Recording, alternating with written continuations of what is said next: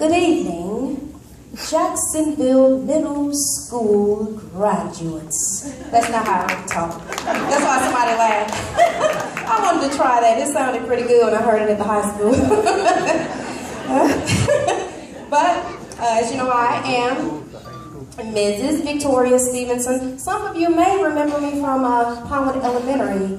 You call me Miss Vicky. I don't know if this class would be the ones, but I used to sub in the elementary schools. I did some a little bit in the middle, and I love what I was doing because children are truly youth, are my passion. And I'm sure you've heard older people say, well, I've been a child before. Sure, I have been. So I can definitely relate to things that some of you have already faced, some things that you're going to face.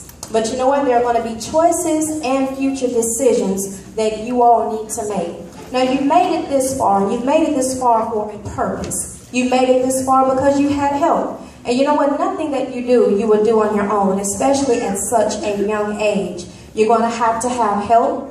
And you know what? Everything that you do, I would advise you to do it with a humble heart, with a free spirit. You know what? You have liberty to be able to be educated. Because, you know, there are some that are not able to get an education. So we in America are truly blessed to be in this moment where we are right now. And even you making it this far to 8th grade is truly a blessing. When you wake up in the morning, always give God thanks because He's the one that has given you life. He's the one that has given you grace, favor, and mercy. Because like I said, I myself, I have been a child before. You know, when I graduated, I attended Mississippi Valley State University. I was born in the city, and then we moved on to the country. So if you heard of Mississippi, that's the country. And I went to Valley State there. I attended a couple of years, and I majored in social work. Because even as a child, this is the truth. When I was a little child, I would always say, when I grow up, how many of you already said it? When I grow up, but this was my thing. Not when I grow up, I'm moving out and I'm doing this and I'm doing, but I think I was pretty positive at a young age. And I said, when I grow up, because of the things that I went through as a child, I want to be able to help others, you know, other children, other young people, because of the things that I saw, the things that I faced. I had some good days, but honestly, I had a lot of bad days. But look at me now. I'm here, I'm standing, I'm happy, I'm blessed. And because I love young people so much, I try to always do something that's going to keep me around young people. I've done a lot of volunteer work, you know, at the daycares, at the schools, and I'm continuing to see things now that I am able to participate in wherever there are youth. And you know what? I was a bit crushed when I did get my child psychology degree. It's not because I couldn't have gotten it. So I can tell you this now, you do have an opportunity. You have about 4 more years to go before you graduate. And if you've decided already that you want to go to college, maintain those good thoughts. Maintain what you want to do in life. Make you out a plan right now. Start today. You are not too young to start planning out what you would like to do. Because it's true, whatever you put your mind to, you're going to do it. And not only is it your mind that you want to put things to, you want to put your heart to it. You want to put your hands in it. And I can tell you, whatever you do, people are going to know if your heart has been put in it. When your teachers have had you to do essays or book reports, and you turn in that piece of paper, I know a lot of you hadn't done that. When you turn in that piece of paper with 2 sentences on it, they're going to know you did not put your heart into it. Am I right? They're going to give it back. And you know what? You ever heard people say, do it right the first time. Get it right the first time. Because if you don't, you know what it's going to do? Doing things slowfully and doing things with slack, you're going to have to go right back to it and still get it right. And while others are still going forward, you have to try and catch up. So while you're already at that moment, go ahead and do it right the first time, and I can guarantee you things are going to come out right. And I want to encourage you with this.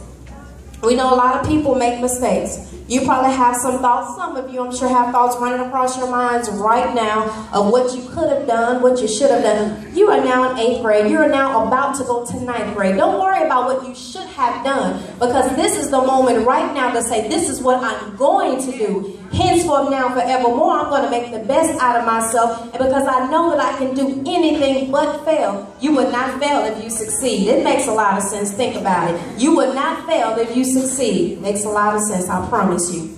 But you're going to do good. You know why? Because you're sitting here right now.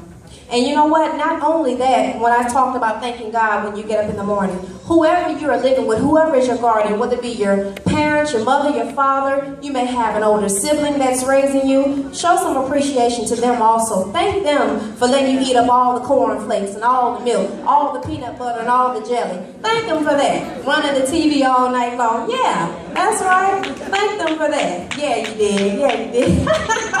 Thank them for it, okay? Because you know what? You can't see what they see right now. You can only see to the degree of where you're sitting right now. But those that have been raising you, you always thank them. Give them a hug. You may not do it every day, but appreciate your parents, appreciate your guardians. And when you come to school, show your teachers that you appreciate them, that you respect them. Don't worry about, well, she made me do this yesterday. Do you know what? When your teachers seem like they're being hard on you, I can guarantee you that they love you. Because I can tell you that if you're human, the teachers are human also.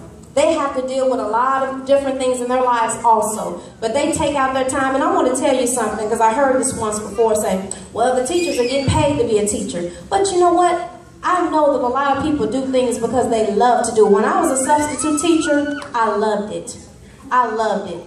It's not like I was getting a lot of money or anything, but I loved doing it. I wanted to work around the youth. And the only reason that I'm not subbing now, I do volunteer work, mainly at elementary school, but the reason that I'm not doing a lot of things now in the school is because I'm full-time in ministry. But you know what? I'm getting an opportunity. You know what? I didn't get the master's in child psychology, but hallelujah, hey, I still have a master's in being able to minister to young people anyhow, being able to minister to a lot of people. This is ministry. Your teachers minister to you when they're teaching you, huh? Don't feel like the weight of the world is on your shoulders. It's not. It's the heavy backpack you've been carrying. You know, but you know what? That knowledge is on your back. That's what you're carrying. Your social studies and your science and your English book and all that.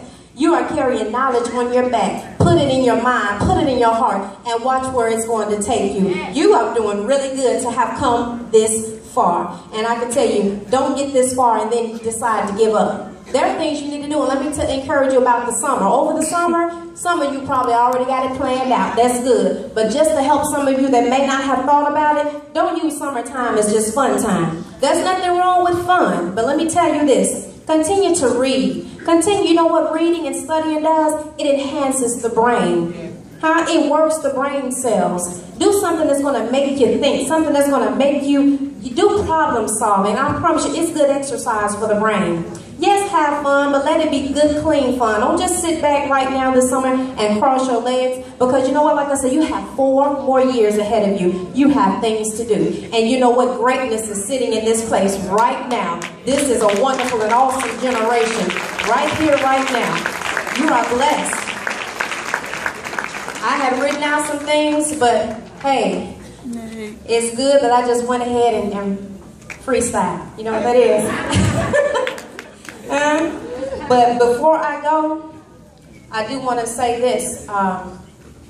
Before I go, I know I was talking kind of fast, but I'm sure some of you caught it.